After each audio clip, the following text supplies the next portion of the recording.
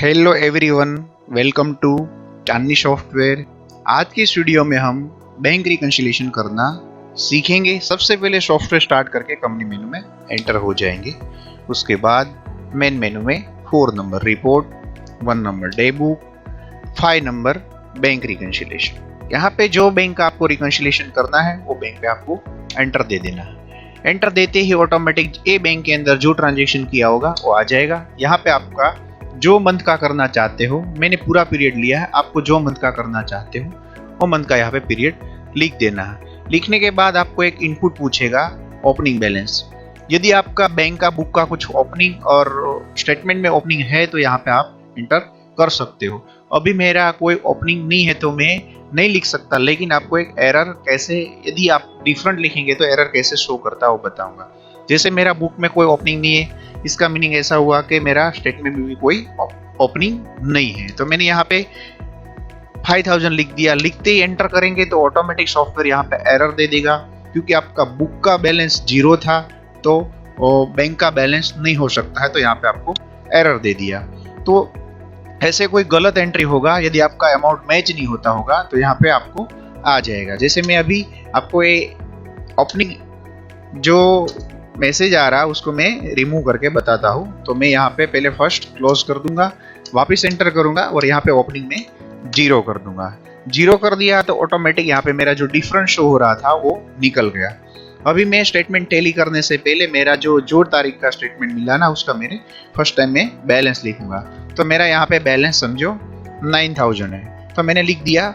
जैसे आपका कोई सीसी चल रहा है तो आप क्रेडिट बैलेंस है तो क्रेडिट, डेबिट है तो डेबिट लिख सकते हो। जैसे यहाँ पे आपका करंट अकाउंट और डेबिट बैलेंस है।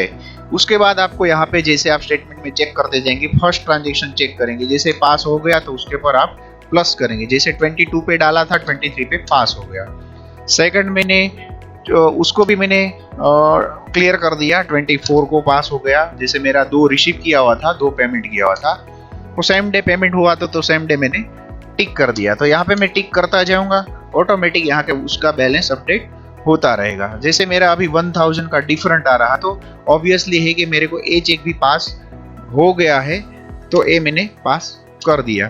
तो जैसे मैंने हर एक चेक को जैसे बैलेंस टैली हो गया तो ऑटोमेटिक यहाँ पे उसका डिफरेंट 0 हो गया और मेरा जो क्लोजिंग बैलेंस है और बैंक बैलेंस और स्टेटमेंट टैली हो गया। और मेरा अनक्लियर चेक कितना है, तो एक मेरा 30,000 का अनक्लियर चेक है, इसका मतलब बैलेंस यहाँ पे शो करता है। उसके बाद आप फिल्टर के बारे में समझाता हूँ। जैसे आपको पेमेंट कितना है तो पेमेंट फिल्टर करेंगे, रिसीव कितने हैं तो रिसीव फिल्टर करेंगे, और ऑल मतलब सारे ट्रांजेक्शन आ जाएंगे। पेंडिंग मतलब जो आपका अनक्लियर चेक है तो यहाँ पे शो हो जाएगा। जैसे मेरा 30,000 का एक चेक दिया हुआ वो पास नहीं हुआ है, अनक्लियर है, तो ऐसे आप रिपोर्टिंग कर सकते हैं और बैंक रिकंसिलिएशन आप अलग अलग फिल्टर से चेक कर सकते हैं। अभी आपको रिकंसिलिएशन एक रिपोर्ट प्रीव्यू करना है कि कौन से चेक आपने पास किया, कौन सा अनक्लियर हुआ, तो यहाँ पे आप रिपोर्ट भी जैसे अनक्लियर बैंक रिकंसिलिएशन का रिपोर्ट भी निकाल सकते हैं। तो यहाँ पे आपने रिपोर्ट पे क्लिक किया तो आपको यहाँ पे लोकेशन पूछ लेगा कि आप कहीं जगह पे सेव करना चाहते हैं तो कर सकते हैं। सेव करते यस किया तो ऑटोमेटिक आपका रिकंसिलिएशन का रिपोर्ट यहाँ पे प्रीव्यू हो जाएगा। रिकंसिलिएशन के अंदर क्या क्या चीज आएगा, जैसे मैंने चेक प्रेजेंट किया लेकिन पास नहीं हुआ तो यहाँ पे लिस्ट आ जाएगा।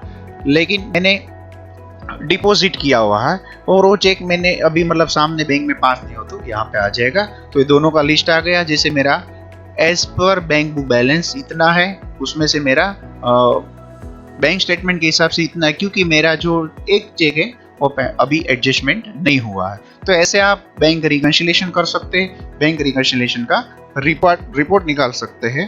तो वो हिसाब से आप बैंक रिकंसिलिएशन कर सकते हैं। यदि यह वीडियो आपको हेल्पफुल लगा, लाइक, शेयर एंड सब्सक्राइब जरूर कीजिए। Thank you for watching the video.